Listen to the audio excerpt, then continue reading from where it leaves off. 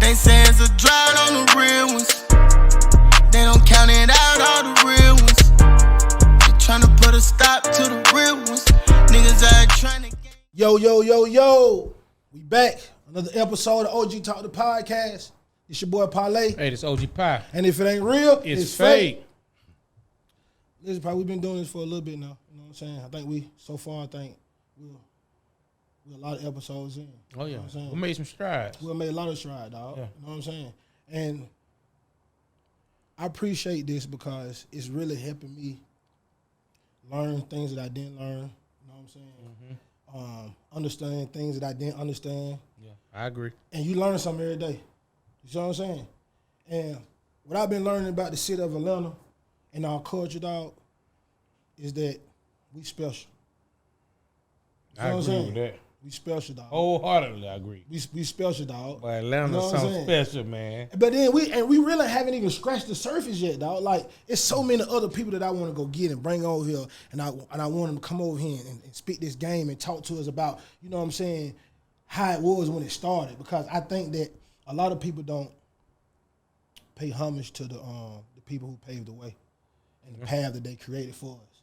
You see what I'm saying? Like when we look, every project had a cut trying to go to the store. Oh, yeah. You're going to know the cut because the bush is going to be cut out or you're going to have the road going to be dirty. Ain't no grass there. You see what I'm saying? You see what I'm saying? But now, people walking on that path and they ain't giving honor, you know what I'm saying, to the people who cut the path down. Mm-hmm. And a lot of people in Atlanta don't, one thing I can say about people from Atlanta, they don't force the issue. A lot of people from Atlanta, they get comfortable and lay back. Like, I'm straight. I agree. They don't force the issue. I agree. But we finna change all that OG talk. I agree. Because especially for all the ones who got something to say, who played a part in not just in Atlanta too, but in the culture of hip hop, in the culture of black people, period. Just to build Atlanta to where Atlanta's at. You know what I'm saying? Yeah. And just like it's just everything. Because you gotta think a lot of people we have on here too, they're Atlanta based and they got Atlanta history, but a lot of them done did stuff so big. Like, just go back to like with Gip. You know what I'm saying? Just hear the thing he was saying, where he came from. You know what I'm saying? All the things that Good Mob did and Outkast did. You see what I'm saying? Like, exactly. And even to back to Big Oomp, to a lot of people really don't know Oomp. So the people to hear his story and be like, oh, for real, he the one who did that. Yeah. Even the people who know Oomp and didn't know his street background, like, we open up things and having dialogue that I think needs to happen. Yeah. Because like you said, a lot of people in Atlanta just sit back and we don't say nothing. They we don't voice our opinion. opinion. Lay low. You know what I'm saying? Yeah. So with that being said, with this episode right here, we've been doing artists, we've been doing producers, we've been doing athletes. Yeah. You know what I'm saying? I wanted to bring an exec around. You know what I'm saying? Yeah. Somebody who really got ties in to come speak on this part of it. The music business. Yeah, the business of it. You know what I'm saying? I agree. And how, and then like when he came in, this was like back like when Jordan was in the league. When you can put your elbow on somebody, you know what I'm saying? You can really guard him, you can reach. Music, you know what I'm saying? When the music meant something. When it meant something, you know what I'm saying? So I started thinking it. His name just kept popping in my head. And then, you know, the first time we did it, I had to reschedule. Yeah. Then we did it again, and we had to reschedule again. And I said, you know what? We ain't doing no more rescheduling. Let's get it done. We up and rolling, dog. Let's get it you know done. What I'm saying? And he was supposed to be one of the first guests that we had on here. I remember. But I'm glad, though, that everything happened for a reason. Yeah. And I'm glad that we got a chance to build a platform up to where it's at now. You know what I'm saying? To even have extra ears to want to listen and really indulging into what the people we having in here in the conversation. It's a blessing to even have these people wouldn't even come on this show. Yeah, facts. You know what I mean? You know we what don't I'm have saying? some big people on this show, man. Facts. You know what I'm saying? So, Facts. you know. So with further ado, I'd like to welcome one of my personal mentors and friends, a great guy to look up to. I'm speaking for personal experiences. You see what I'm saying? Yeah. And the things that he has done in the industry and the people he have touched, it's colossal. We're not talking about little bitty stuff and little bitty artists and little bitty people. We talking about like mega stars. And we ain't talking about a few, we talking about a lot. So with that being said, I'd like to welcome Chris Hicks to the show. I appreciate it, bro. Appreciate it, man. Happy to be here. I'm happy you were able to squeeze me into your schedule. Finally, you know what I'm saying? I'm going to tell you, though, when we started out doing this, Chris, it was just like an idea. Something that we just said, we think we can do this, and we got some voices, and let's do this. Mm-hmm. And when we started, I really wasn't taking it as a job. Mm-hmm. I was just like, this is something else I'm doing. Mm-hmm. You know what I'm saying? Mm-hmm. So my priorities and stuff, I didn't have them set how I wanted to or how they should have been coming into this. Because like I say, anytime you're doing something, we got into this, and we knew what we can do, but we didn't see the growth this fast. Right. Mm-hmm. You see what I'm saying? Yep. So to see the growth is start making me say, you know what, I got to start really taking it serious. Right. You know what I'm saying? So I'm just glad to be here. I'm glad, you know what I'm saying, your schedule permits you to be here today. You know what I'm saying? Welcome to the show. Nah, bro, you ain't going to turn it around on me. I've been waiting on you. You call me. No, we ain't going to do that. You called me the last time, I was like, okay. Then you called me next time, I was like, okay. Yeah, okay. So, you know, just so we get that clear. Hey, so listen. Out the real. Fucking like a shoe is that, though. See, how, you know how. So, listen, if you do business, if you don't do business, this how it is. I can only imagine how it is in the room. Mm-hmm. I'm telling you. You know what I'm saying? We like to kind of, you know what I'm saying, take it back to the roots. You know what I'm saying? So like where you grew up at, where you from, the things that you're seeing when you grew up, and your influences. You know, man, I am from California. I'm from the Bay Area. I was born in Berkeley, California, and I grew up between Richmond and Oakland, California. My mom and dad's family were all in Los Angeles, so, you know, grew up in the Bay and would be in LA 8, 12 times a year, you know what I mean, on a regular basis. My mom was probably the strongest figure in my life. And I had a good relationship with my father, but he wasn't around, you know what I mean? And so I really gravitated to my older cousins who were my mom. My mom is the oldest of 3 sisters, and the youngest sister, her sons were my mentors.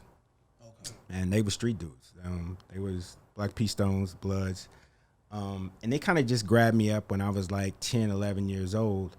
And who knows why? I mean, there's a myriad of reasons why, but they were my role models. They were the people who kind of taught me how to be a man, and taught me how to interact with people, and taught me how to engage folks, and gave me the people skills that, I mean, ultimately ended up serving me throughout my life.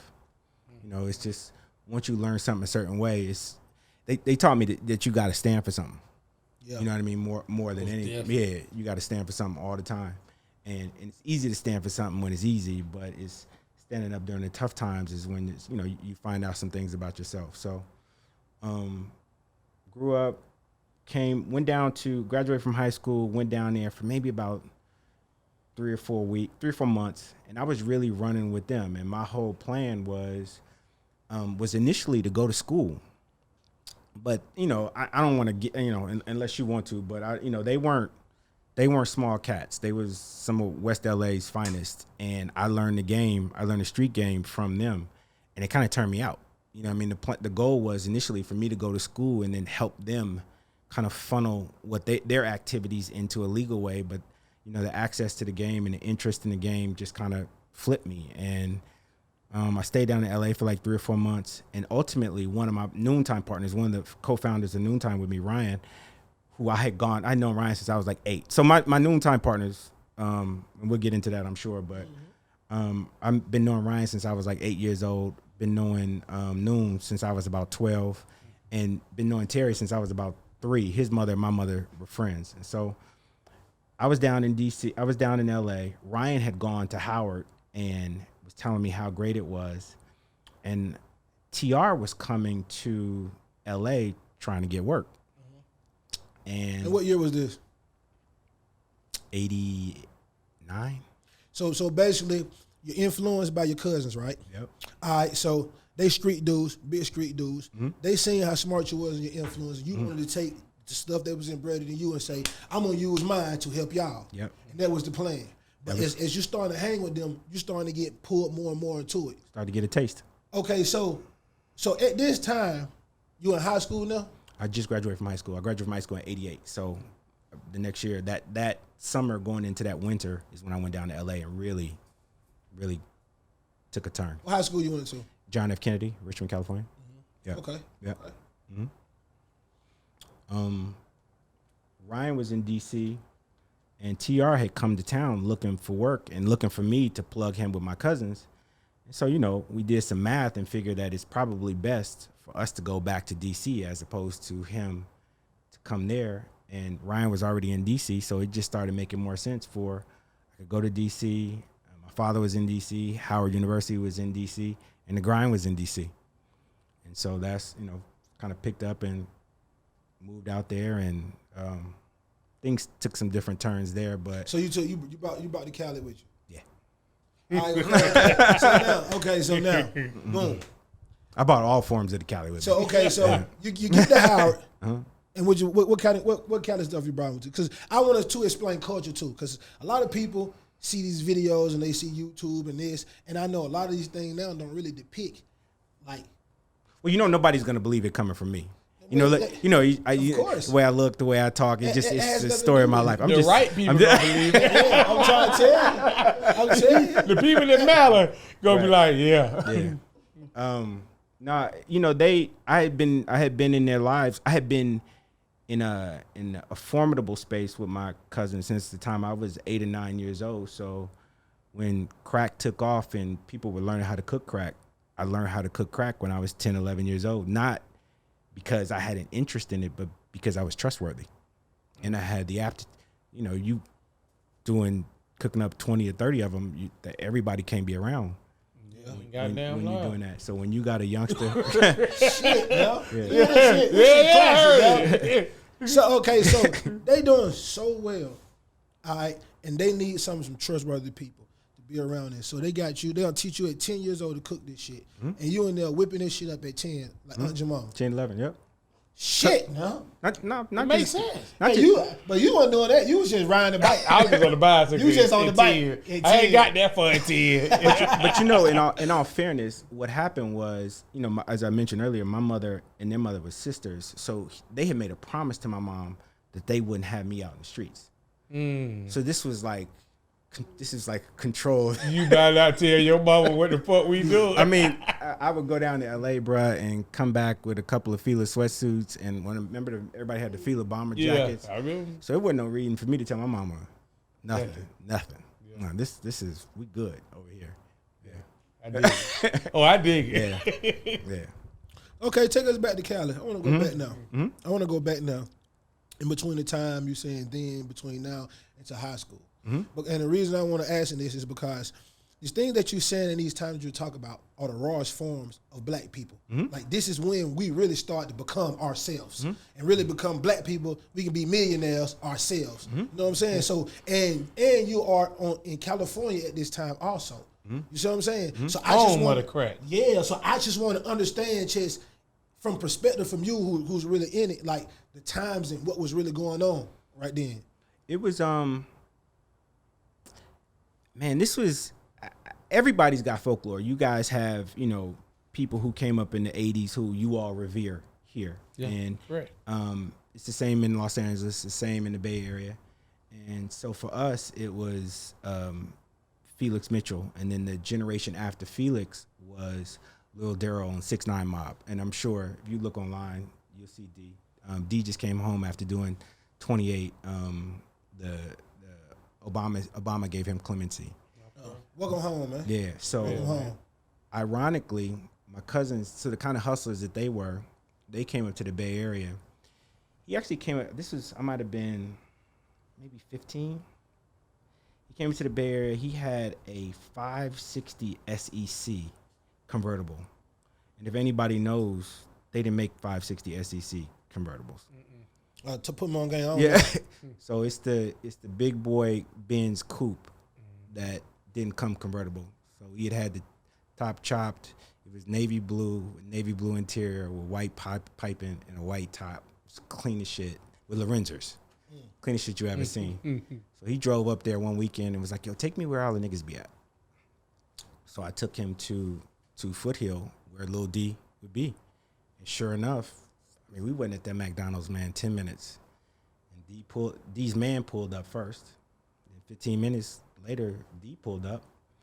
And he speaks about it actually in his book, Wait. And that's where the connection was made. But then that's when I started to understand how the hustle really worked. Because that cook that they had taught me years earlier, nobody knew that cook because we weren't cooking gram for gram. We were cooking for gram for gram and a half. So they spinning shit. Yeah. But make it come back like this table, right? So when they connected, I started to see how it really started to understand how it really worked, how that grind really worked, and the potential of it. But what also started to happen was these dudes were then, now that I know them, now they come into my basketball games, and now my notoriety is changing. So I'm understanding the first phases of like cultural impact. So you playing basketball too? Yeah. Mm-hmm. Okay. Play basketball. Position you play? Off guard. Okay. Yeah. You know he an old school hooper. Off Yeah, guard. He said off guard. I'm like a I played the two. right. Yeah, he said off guard. Yeah. For y'all who don't know, for y'all young, that's shooting guard now. Y'all call that a shooting guard now. Right. It's off guard. Right. Yeah. So I mean that was when, for me, that was when it kind of changed because my brain was expanded enough and my awareness was such where I could see how people were making money, and then I could also see how I can make money. Like I would go down there for a weekend and cook for like a whole night, and then it would be my job to clean up. But if you was cleaning up, you was cleaning up everything. Yeah. Get you a whole 9. Yeah, You better what? get you 9 ounces. What? Easy. And you listen, for them people, Yeah. I heard some things. Yeah. That don't, Yeah, so you stuff that in your underwear and you jump on a plane and go back home, and you started to understand commerce and enterprise and business. and business. Yeah. I just heard some things. This story is very intriguing because if you put a typical 10-year-old kid in a situation like that, despite of whatever his cousins told his mom, and he gains the knowledge, that kind of knowledge, and 11, 12, 13, 14, 15, and when you become like 15, that's when you really start thinking for yourself. If my mama said I don't, the typical kid's gonna be like, you know what, y'all, holla at y'all, I'm going over here on this side of town, and I'm finna take everything that I know, and I'm finna do this over here. What's the line to make you not transition to do that? It was them. It's weird, man. It's like I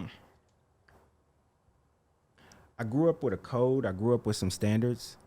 It wasn't no not graduating from high school.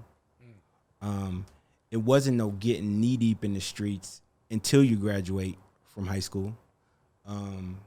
So it was like a line. It was like a big line, but I had to color in that line, and I wasn't gonna cut off my nose to spite my face, because if I exposed my mom to what I'm doing, and all kind of wild shit would happen while I was down here. I got, there was, true story.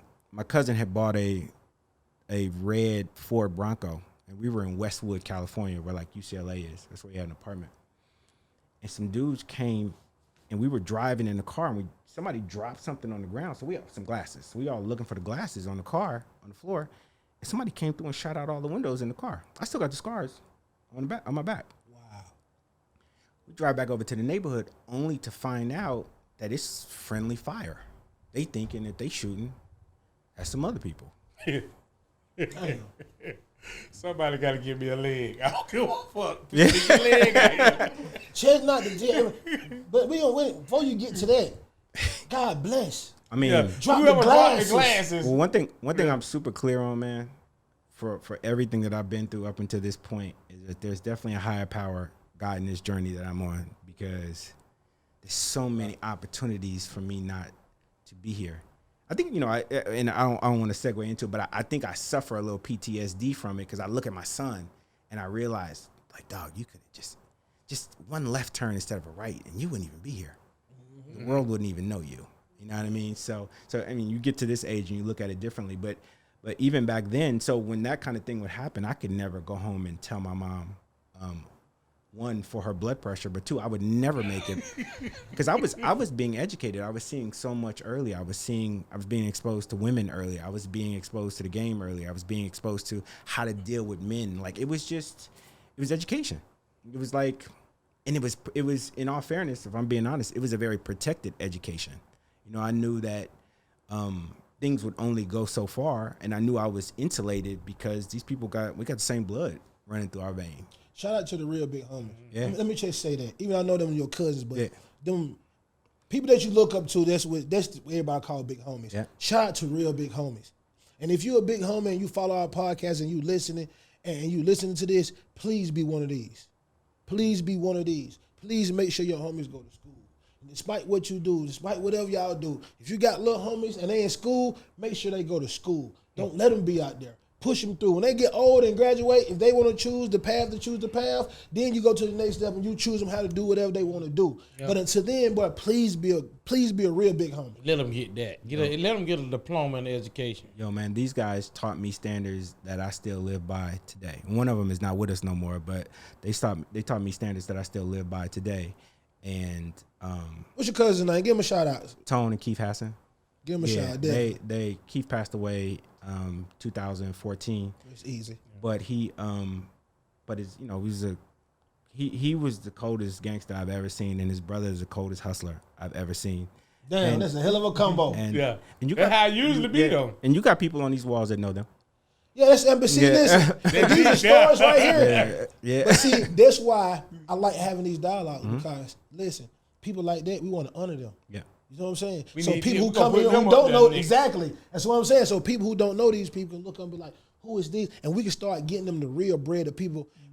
Besides the social media, these were times when your name really meant something. Now this social media make anybody be I want to famous. hold on to these times and these people. Hey, but you like didn't this. hear what he said though. Like What? he said, it's people on your wall. Wow. He didn't say it's a dude up there. He said it's people. People. Facts. Their father was a dope dealer. So I used to help him. His thing was heroin. So I used to help him bag up when I was 6 or 7.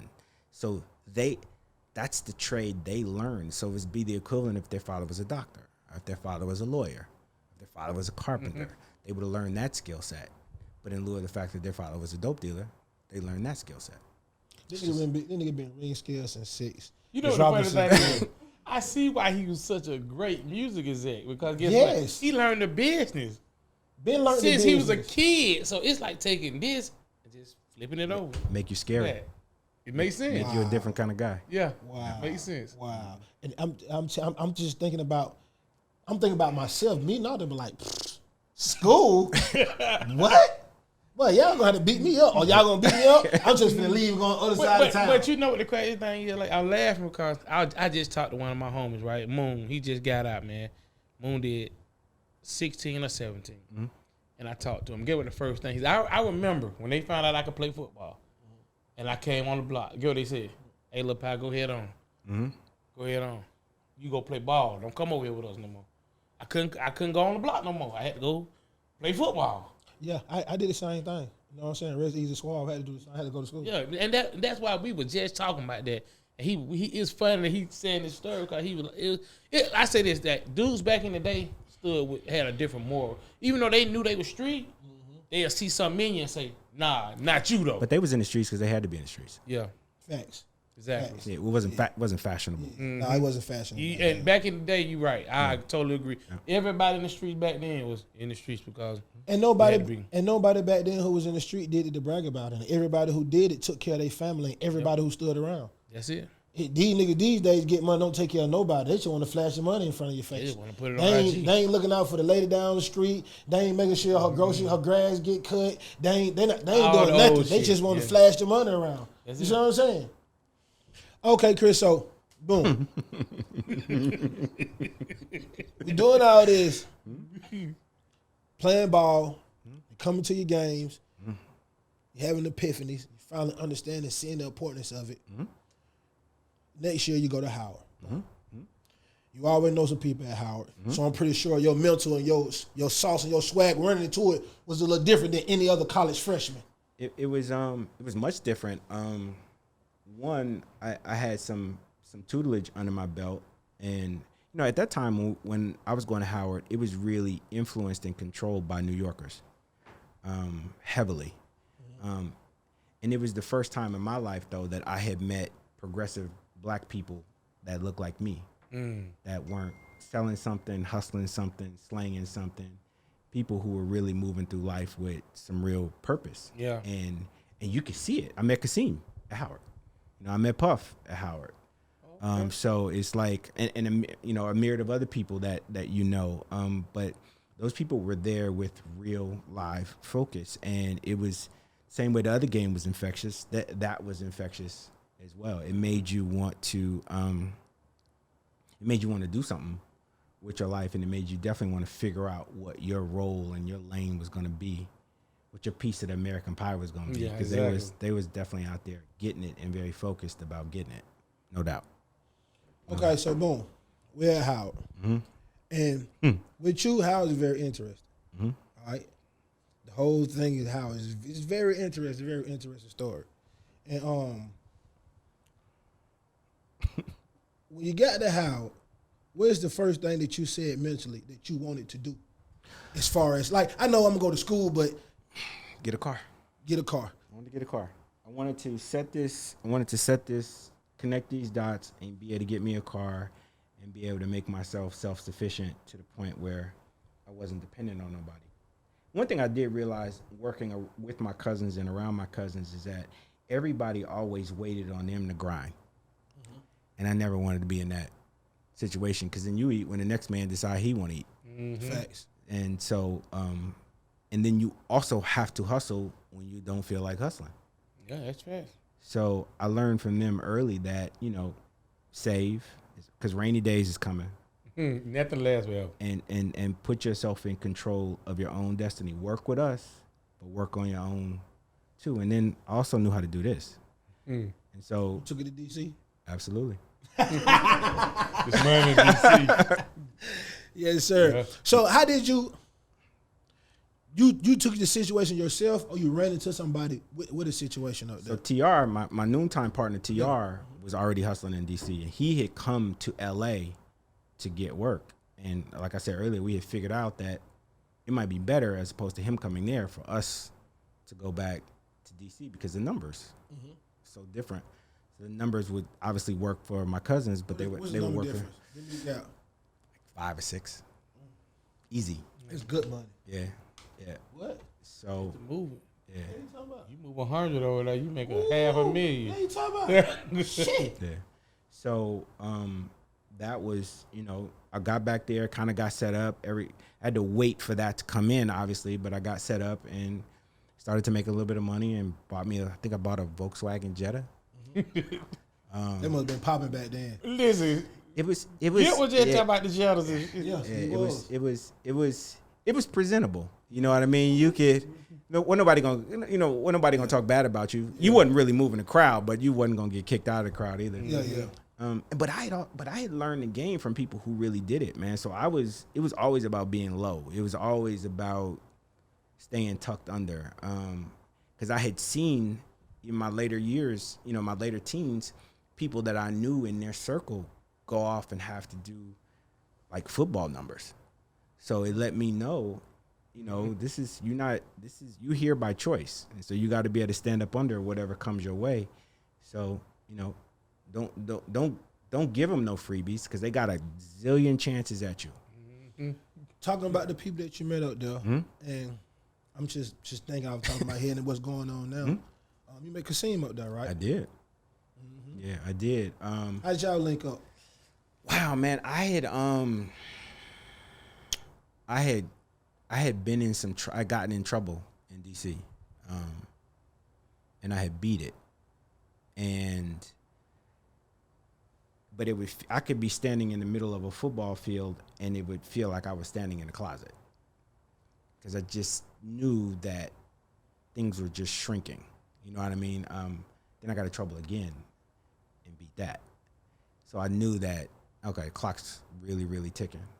On the flip side of that, my childhood friend Ryan, who was already there, was always a super networker, always networking outside of the confines. And he built a relationship with Kasim, and he introduced us, and Kasim was throwing a homecoming show with, I think Mary J. Blige was there, and I want to say Rex and Effect, Puff, Big.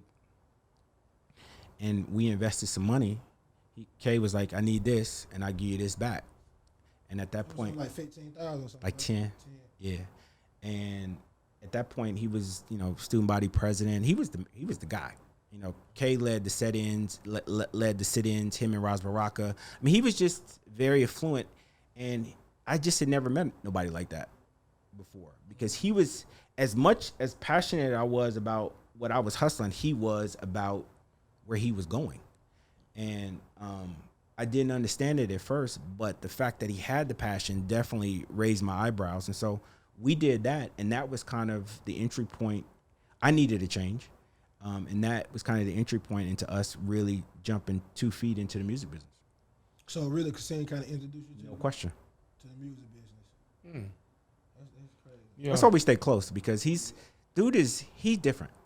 I'm not saying it just because he's my friend, but he can see around corners. Like it's very rare that you run into people who can do things that you just fundamentally can't do. Mm-hmm. He's one of those guys. Yeah. Okay, so listen, talking about the parties and stuff. Mm-hmm.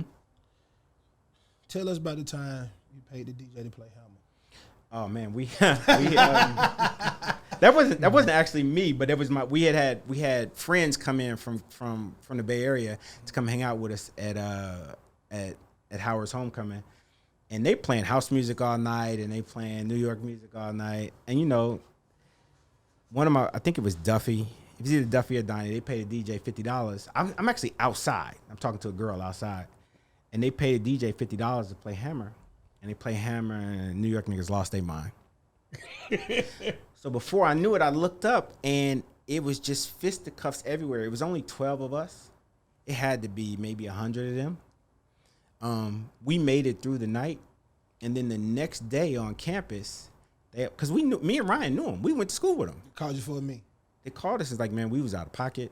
We want to invite y'all to the Ritz. There's drinks on us, and it was So all they good. was upset about Hammer. Nah, It was just started a brawl. It was just the Nah, principle. it's a brawl, riot. A riot. It was a riot, not a brawl. It wasn't that small. It was just I guess it was just the principle of it, but I think it was the fact that They represent. They respect how y'all tore that bitch up.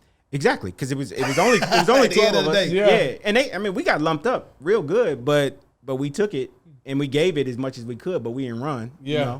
And then we was right back out there the next day on the yard. I don't know if you ever been to the yard at Howard University, never been to Howard. but it's an experience. Yeah. You know what I mean? So they came right over to us, and it was all good after that. I mean, we'd already known. I used to shoot hoop with them in the murals. Like, we knew them, so it was kind of crazy that it happened in the first place. But I got it. I understood it. I don't know about no music gonna make me want to fight. I ain't. It was just a principle. I think we broke the vibe. I don't know what happened. Hold on. What fucking song did MC Hammer have that make you want to fight? I'm sitting here in my It head. wasn't the fact of the Hammer.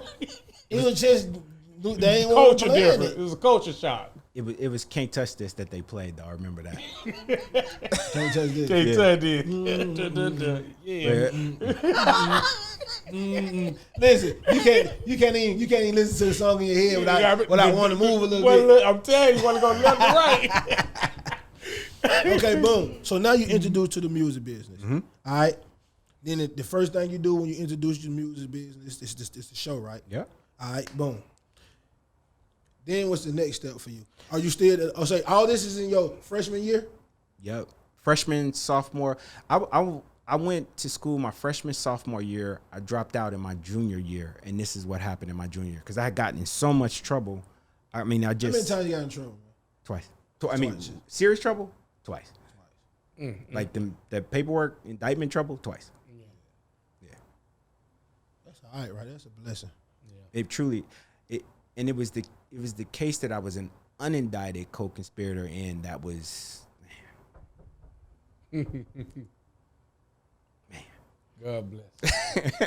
Tell you, man. You know this shit serious. Yeah, but he just had to change my life. Man, I had a big birthday the last time I passed, that just passed, and I just kind of drove around some of these areas just to kind of take it in and ask myself, if I had to walk this walk all over again to be where I am, would I have? And for the most part, I would have. But those moments, those are tough moments. Yeah. Definitely. That's when you see what you built. Yeah. What you built like. You learn a lot about yourself. Yeah. Yeah. For real. During those moments. Your story is so real. Like, that's why I understand that. You know what I'm saying? And I be like, there's a lot of people that I know, and I know their stories. So I look at them, I receive what they say, and I respect them in a different way. And the people who I won't do that, I feel like I'm a person that people can look up to. I feel like I'm a person that people can value my opinion. You know what I'm saying? Second And I think I'm a good judge of character. I want people to see and know the people who I know of in the same way that I know of them. That makes You sense. see what I'm saying? Yep. And the best way for me to do it is for y'all to explain these things yourself so people can understand and see what I see too. And I think, like, these stories are like the new age books. These kids not going to do a lot of reading. You see what I'm saying? None. They're not. But they'll look at all these videos. Right. And whether you get it by reading or whether you get it audio, the information is still getting filtered into you. I got You know you. what I'm saying? And I think when they hear this story, it's going to be somebody, I guarantee it's going to be somebody who watched this, who's coming up probably in the same thing. It might not be exactly, but the same. And they'll be like, I can make it. I can see him make it. He did this, and this, and he went to this, and he did this. And it'll be inspiration out of this. You see what I'm saying? I got you. And you probably be the only person that they connect to. We don't have 15, 20 people on the show, and your story be a story they like, nah, I understand it. So I think it's important. Okay. So you leave out of school, you come to Atlanta. Okay, boom. Soon as you come to Atlanta, how long was it before that y'all started Noontime? There's a lot going on when I came down here, man, because, you know, we were all kind of 1 foot in and 1 foot out. And Noon was already down here. Noon had gotten into trouble in the Bay, so he was actually fighting the case while he was here when we came here the first time. And we ended up doing a show for Freaknik. Okay, yeah. And we had this huge shows like Luke, Wu-Tang Clan, Tribe Called Quest, Too Short. It was like 35 acts. We did it at the old Morris Brown Stadium. And so what happened in that situation was that was the first time I really felt like I could really do something different with my life and that I could be passionate about. Because I'll be honest with you, the game was suffocating, but I enjoyed the cat and mouse of it, and I knew what I was doing. So there's a certain refinement and confidence that comes along when you feel like you know what you're doing, right? And so when you're trying something different and you don't really know what you're doing, it's kind of like a crapshoot. It's very difficult to approach it with the same confidence. I don't care who you are. And so when we had that concert, it was a gazillion people out there, and it really planted the seed in my mind, and I'm sure my business partners too, that we can do something. And then, you know, y'all started promo business. We started to promote. We were promoting a little bit in DC, but as you know, by way of what happened with Kasim, and we had done a couple smaller shows with Kay up there. But when we came down here and did this show for Freaknik, it was 35, 37 acts there. So it got real. And then Atlanta just had a different energy when I came down here. So now I'm trying to figure out how I could breathe. Because like I explained earlier, when I'd be in DC, I couldn't breathe. You know what I mean? No matter what was happening, I just fundamentally, because I felt like I was being watched. Well, that's been proven. But but you could feel it. You know what I mean? And watching your peers go away. And it's so funny, man. Quick story. My lawyer at the time, his name is Arthur Reynolds Jr. And Art was Rayful's attorney. And Rayful Edmond. Yeah. And Art was so cold. Art walked a man out of a case. He beat a case where this man shot 3 people, killed 3 people in broad daylight with 14 witnesses, and he beat the case. Shit. So it's just a it's a testimony to. I hope I'm not referencing anybody knows, but it's just true. So that's just a testament to how cold he was, but he was a functioning heroin addict. Shit. And so when Ray got in trouble, the feds knew that this man was the best chance of getting Ray off. So they really honed in on knock him down. They knocked him down to get him off of Ray's case. So he ended up being my attorney, and I went to go see him one day, man.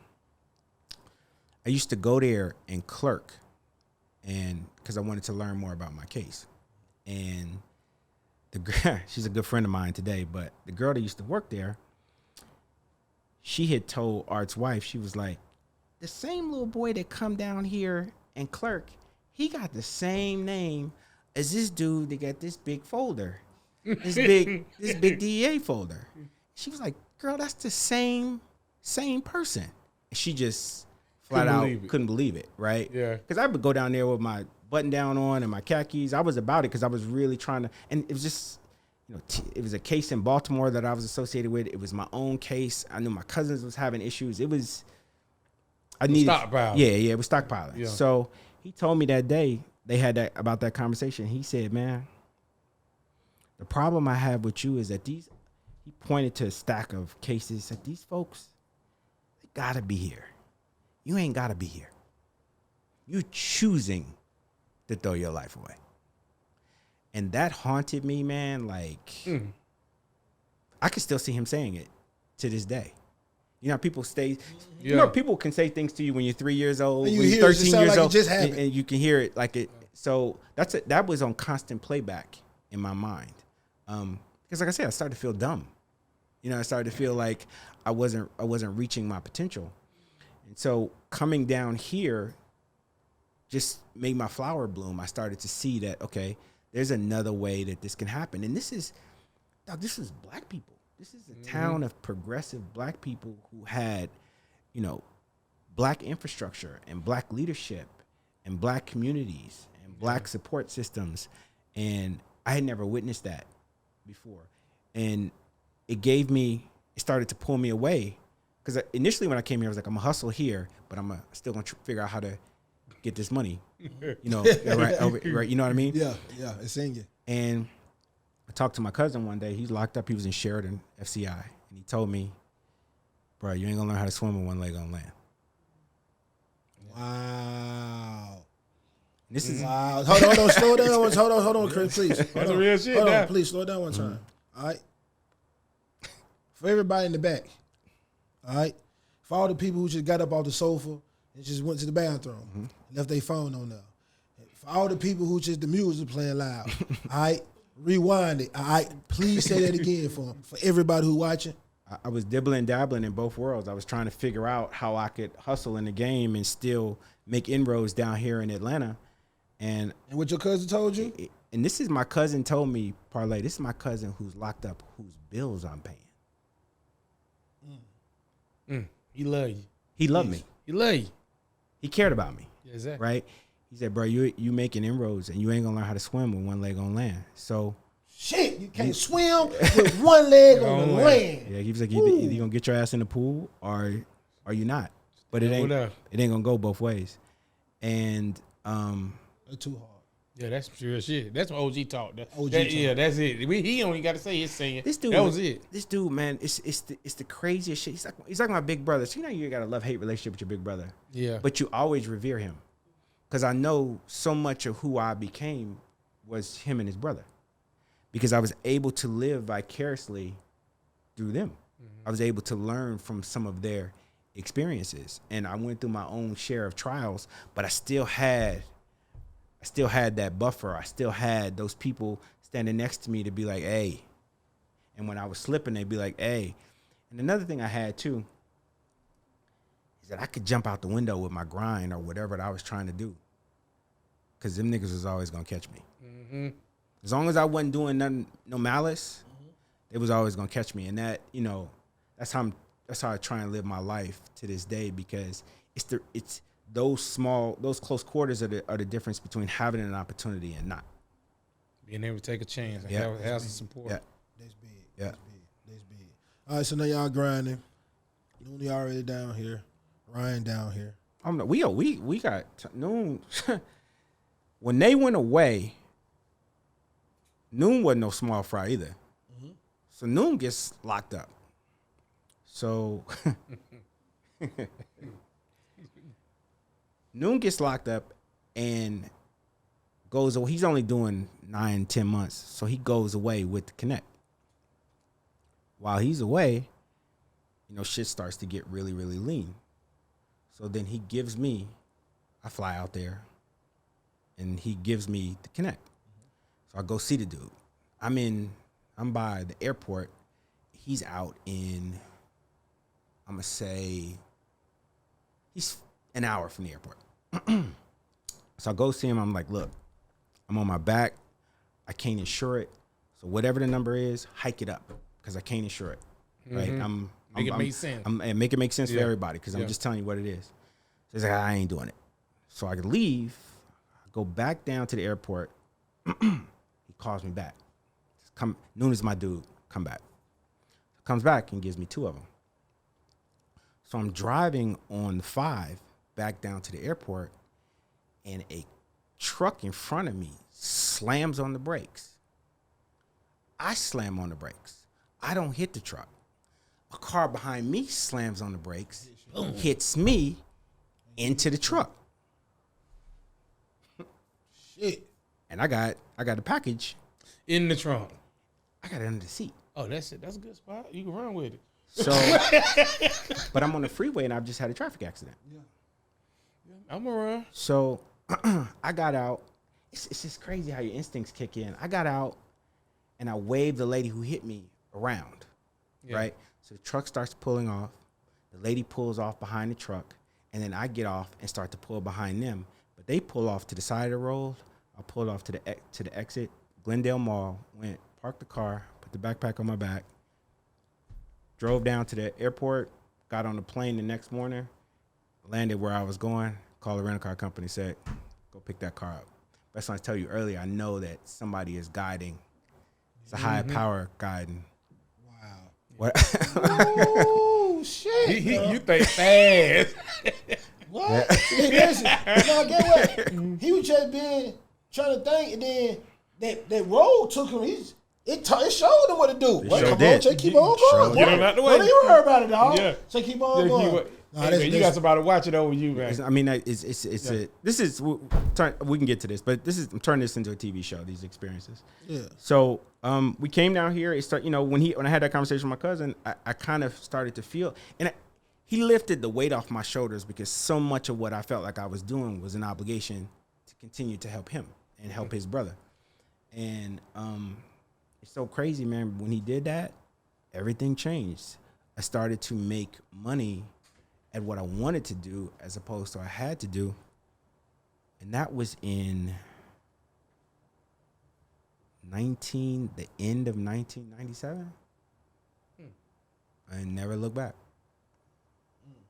Yeah, because y'all got together, y'all start moving around, and it started shaking. And I'm going to tell you what these niggas did. They didn't get the money, right? I'm going to tell you what they do.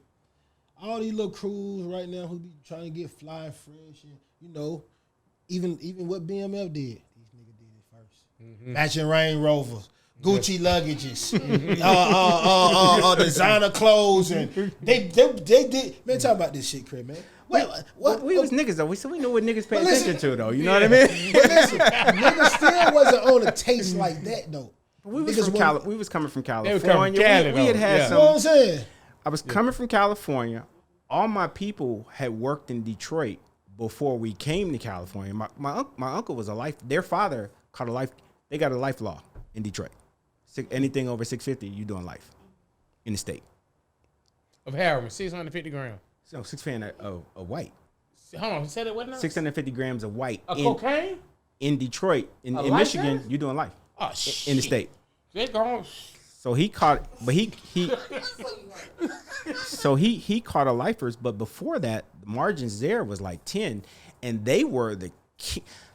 Detroit is an East Coast version of Oakland. So them dudes are all about the cars and the gear is going to be on 12. You're definitely right. All of the time. Right. I can definitely say that. So you start, you start, man. So you start early in LA and you get that exposure. And then I'm seeing what's happening in Detroit, so I get that exposure. So by the time you come, we've been brought up into this, so we understand what really moves the needle, what people really are paying attention to. You know what I mean?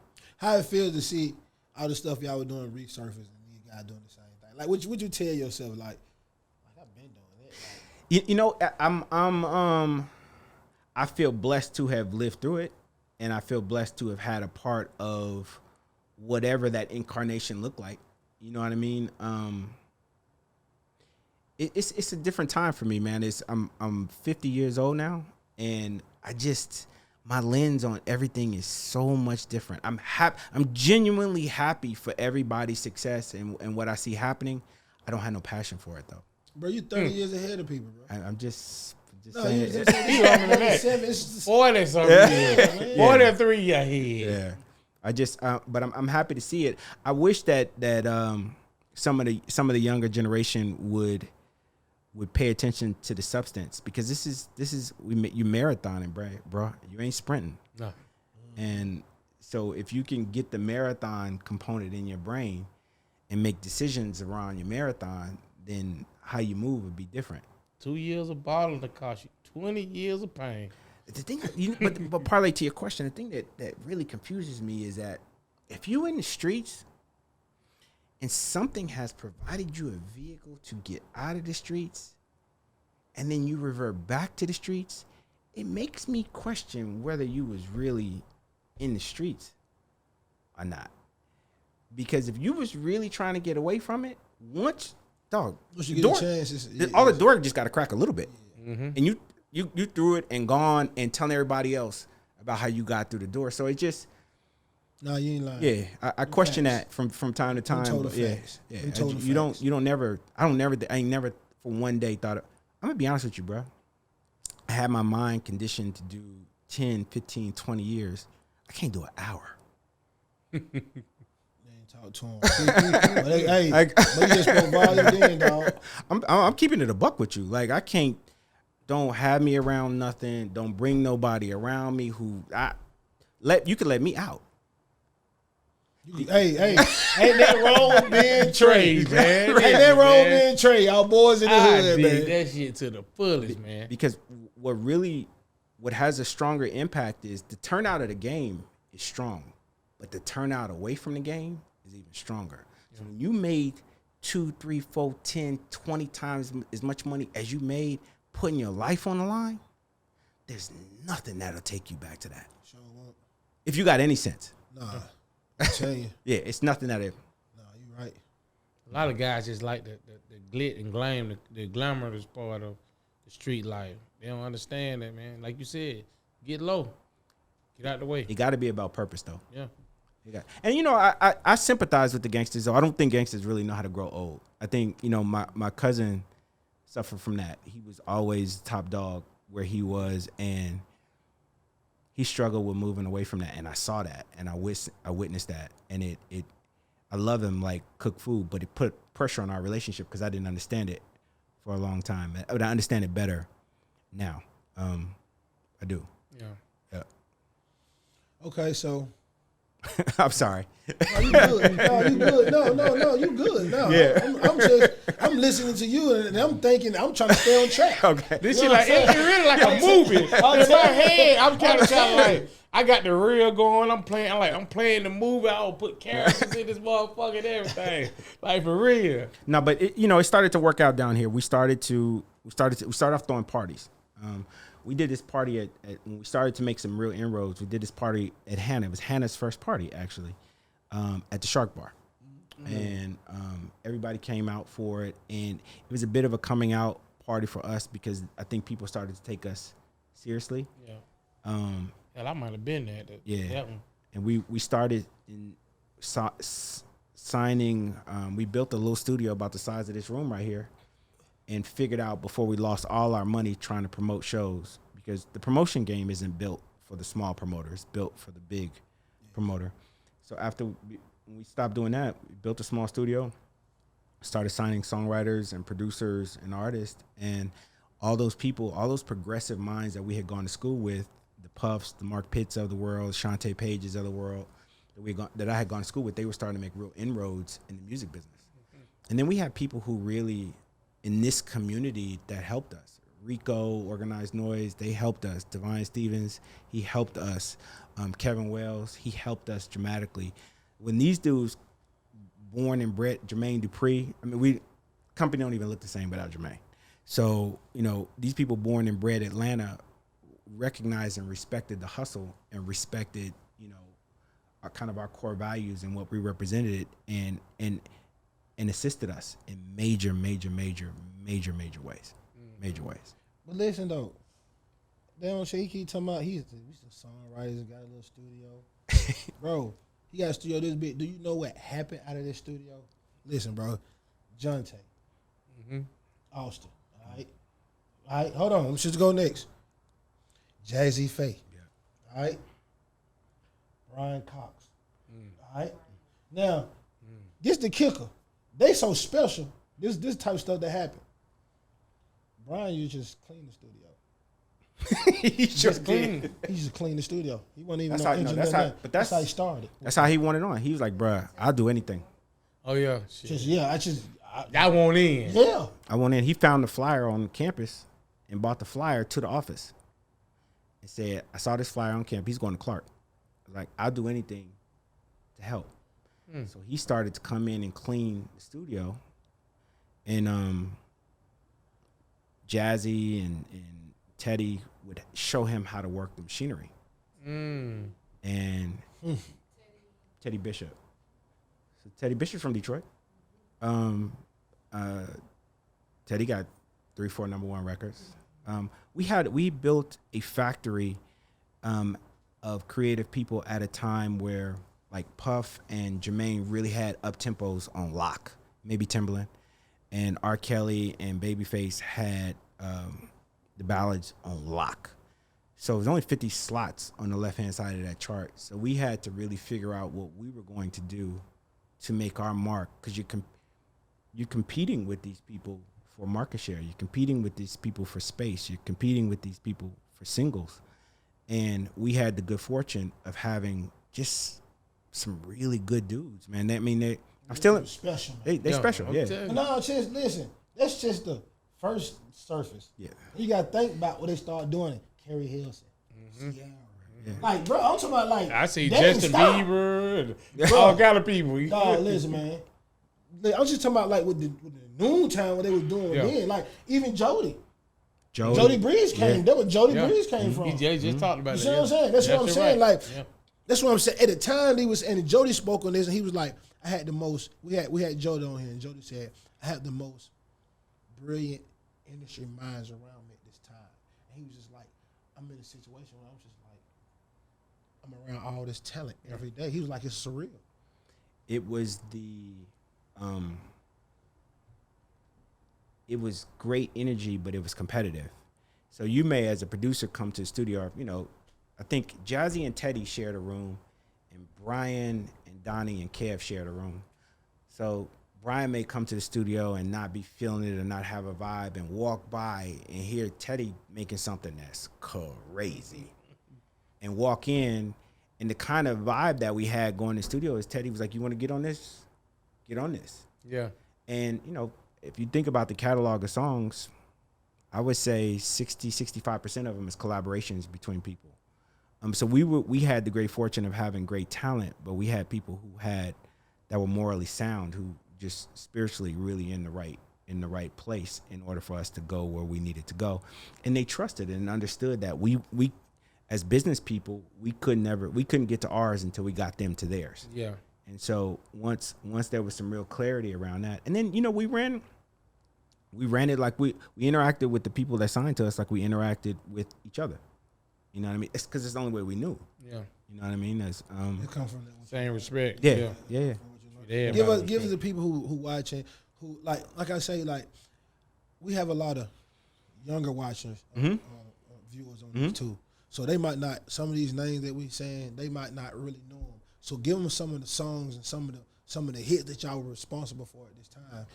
So in the Noontime catalog, which consisted of Jonte, Brian Michael Cox, Jazzy, Teddy, Donnie Scantz, my brother Kevin, it's probably about 35 number one songs, maybe 55 top 10 songs. So records like Be Without You, Confessions, Burn, and anybody you can think of. Aaliyah. I'm just saying, you see the type of stuff coming out this I'm listening. Did you see Jonte on Versus? Yes. Nah, I didn't see it. Let me tell you a true story, and I love Neo. I love Neo, like, cause he's just a good dude. But I had people calling me like, "Yo, you still mess with dude?" I'm like, "What you talking about?" Like, Jonte's still your man. Like, why would you let him get out there like that? He gonna get smashed. And I'm thinking to myself, I'm like, this man been writing hits since the '90s. You got some shit. How you gonna be somebody who been writing since Jonte wrote his first hit song when he was 13, 14 years old. Jonte wrote the song of the R&B and pop songs of the decade. He wrote We Belong Together and he wrote Be Without You. He just a whole different animal. I was like, no disrespect to Neo because I love Neo and he's uber talented, but Jonte's something different. Yeah, he's an animal. Yeah, he's an animal.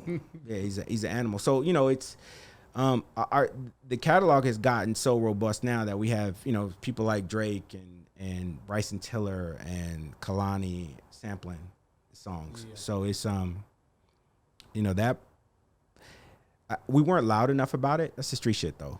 You know what I mean? Yeah, but that's what we're here for. Yeah. That's what we're here for. yeah. That's what we're definitely here for. You just, you know, give you them flowers right now, definitely. Yeah. Especially for the people who might not know. Yeah. These are the people, and see, that's what I say, like, these times, I don't want these times to get overshadowed with social media. The noise, and so much quick fame, and so you're seeing so many different people come past you. It's easy to forget what happened 5, 10 years ago, 15 years ago. Like these were the times that created all this that we doing now. Like, this is important. That was the seed that made these flowers. Facts. You know, Usher, Chris Brown, anybody in black music during that era, we made hits on. Tony Braxton, records, you know.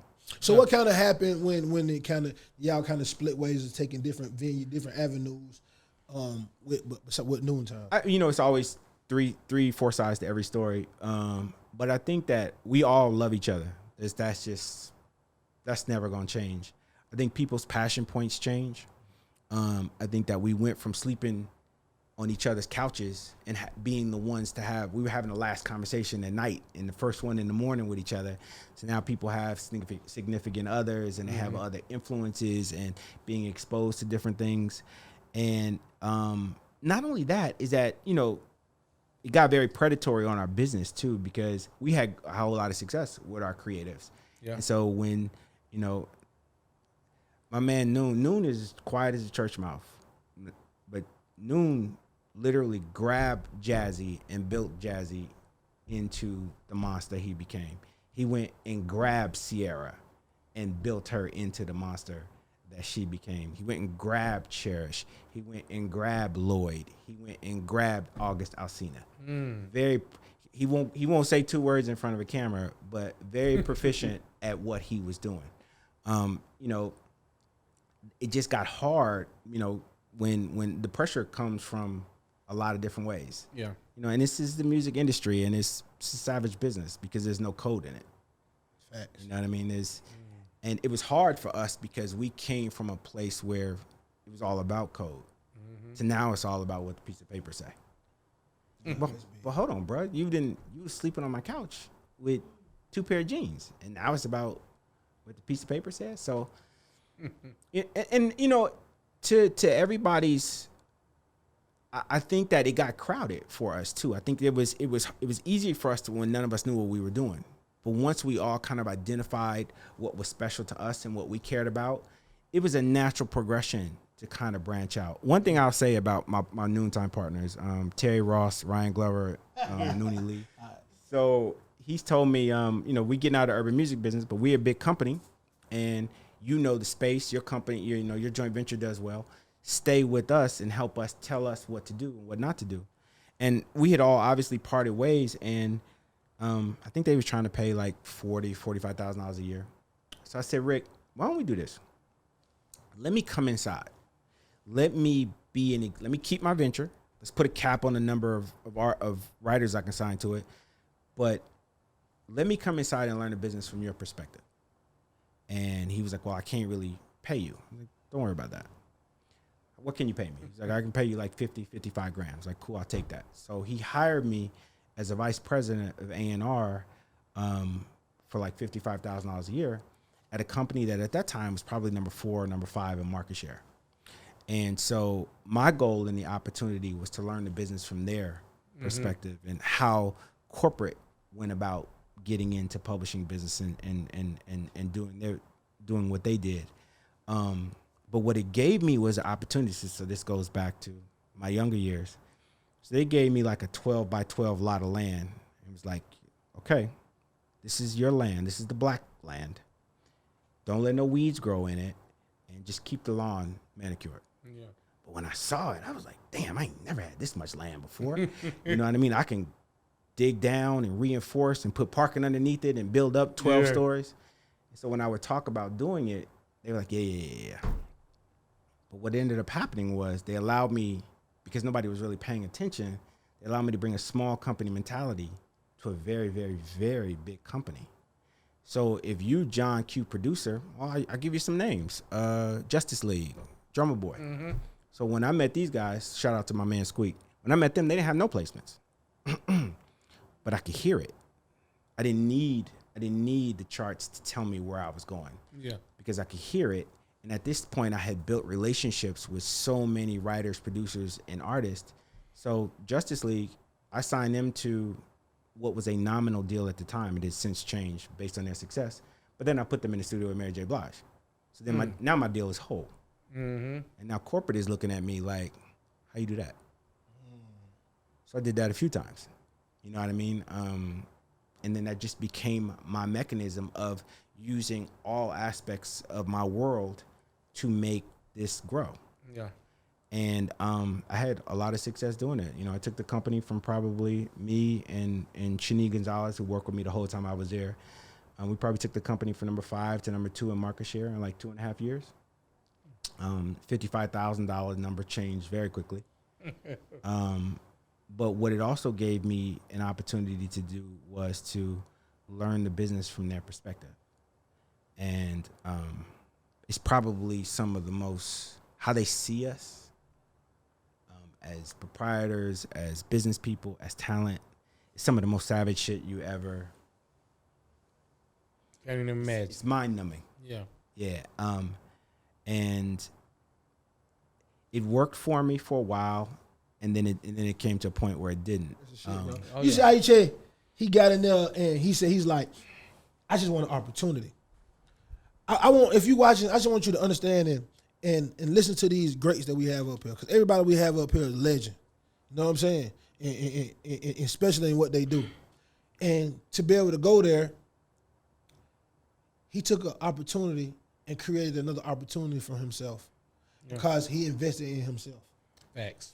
Investing in yourself don't always mean that you got to always put money in behind you and what you're doing and in your music and your clothes and your cars. Just put yourself in a position to win. You know what I'm saying? Like also, another story like Lil Donald said, my first deal was $1,000. Yeah. And I didn't care if I was going to get whooped. I was just going to learn the game. That's it. You know what I'm saying? You have to invest into yourself. So I just wanted to take that point that you made, just how you did that and just say, in the position that you put yourself in, because I don't think a lot of people even understand that process to even put themselves in a position like that. You see what I'm saying? I've learned more about myself as I've gotten older, but I will tell you that one thing I learned from my guys when I was young is I don't make no decisions based on money. Never. I don't care how much is at stake. I just can't do it.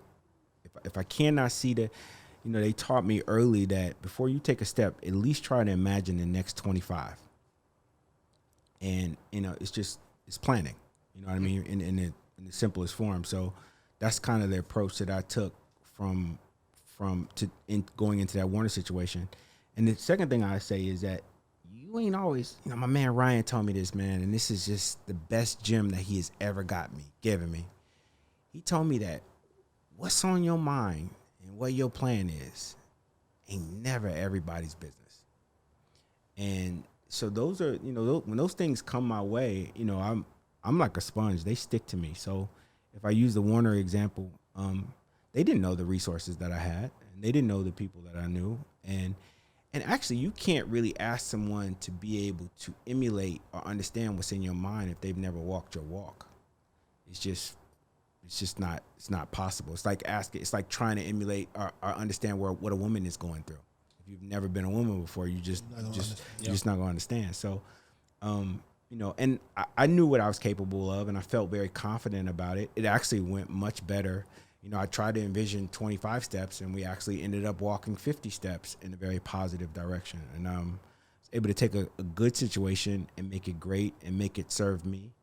I was able to hustle inside of a situation, because the thing about the hustle is, man, is once you grab it by the throat, it's yours until you relinquish it, until you fatigue, until you decide you want to do something else, but it's yours. And in that particular moment, I felt like I was operating optimum because I understood exactly what I was doing. I understood the marketplace, I understood the people, I understood the talent, I understood the infrastructure, and I understood how they work together.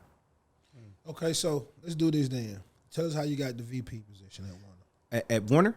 Yep. What happened was, I went there and I was like, yo, I'm doing well. They came to me and they were like, we want to hire you as a consultant. And I was like, I don't want to be a consultant. Let me learn the game from your side. Make me a VP. Pay me whatever you want to pay me. And like I said before, it was like, it was. Then who you signed? Oh, Get a VP. Oh, it went crazy after that. I mean, I started with like Justice League and Drummer Boy, and then Cox, and then The Dream, and then Wayne, and then Tip. That's a hell of a list. Kevin Cossum. It was great because, And what year is this? Let's put them in perspective. This is 2004 to 2007, right around then. I did joint ventures with them good years. No, them the best years. So we signed all the Tip's people. We did a joint venture with Tip, and the beauty about doing joint ventures with these people is that I had a joint venture, so I understood how to make them work. So working with Tip and Jason, I knew how to make it successful with Lil C and Dro. They had a lot of success with their venture.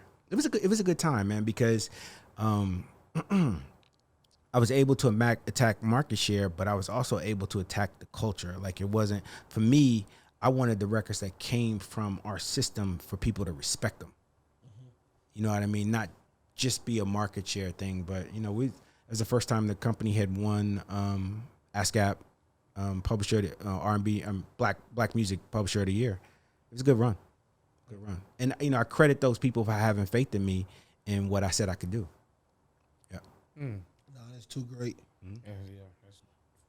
That's super great. I'm just think. Listen, I'm telling you, we still ain't scratched the surface. We skipping, dog. We skipping. My dog being real modest. You know what I'm saying? He already told us he played the back, so don't. Yeah, my dog being modest. I'm gonna tell you this for real though. He don't really even do interviews. I did. You know what? I could. Oh no! You know that I don't. You know I'm only here. I know. That's why I'm telling them. Right. That's why I gotta put it on, up there, and let people know what's really going on. Chris, I just want to say thank you for coming, man. It's been a blessing, dog. Sharing this information, your story with us. I can't wait to see the movie, man. The show series. What's the name of the series? I'm not gonna give up a whole lot. I've given up just because it's my man. Yeah, I've given up a whole lot of just stories about me that people really don't know, and they ain't gonna believe it. But I just want to know for myself because I'm gonna make sure I'm watching. I'm gonna let you know. All right. I'm gonna let you know. But it's coming together. Queen Latifah and Shakim are my partners in it, as well as Coach and P. Okay. It's gonna move the needle. It's all of these journeys. It's the things that we have talked about and some of the things that we haven't talked about. He just throw the name out there. They got you over there now. Yeah. That's a. Oh, shit. QC, yeah. No, yeah. They know they built a power team.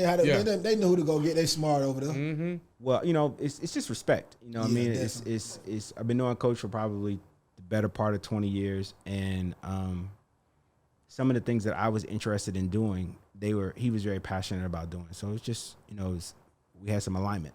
You know Coach, you next. Yeah. We need you next, Coach. We need you next, Coach. Episode. But listen, dog, just want to give your flowers right now. You Appreciate definitely it. deserve them. Appreciate You know it. what I'm saying? I just want to share the experience and let people know how important you were. You know what I'm saying? How you was and what you brought to the game and how you put your imprint on it and the things that you done right now. And it's because it's paved the way for us and all the artists behind us. You know what I'm saying? And especially not being from the city and coming down here and bringing your experience to Atlanta. I think that's one of the most special things about Atlanta too, is how we adapt the culture. Yep. You know what I'm saying? Yep. And not just Atlanta culture. I think the people who came from different places that came to Atlanta helped make Atlanta culture just as much as the things that Atlanta does ourselves. You know what I'm saying? I think that what makes us special like that. So I just want to say thank you for contributing to that. It's another episode of OG Talk the Podcast. This your boy Parlay. Hey, OG Pie. And if it ain't real, it's fake. Hey, it's Chris Hicks. It's OG Talk, the podcast. And if it ain't real, it's fake.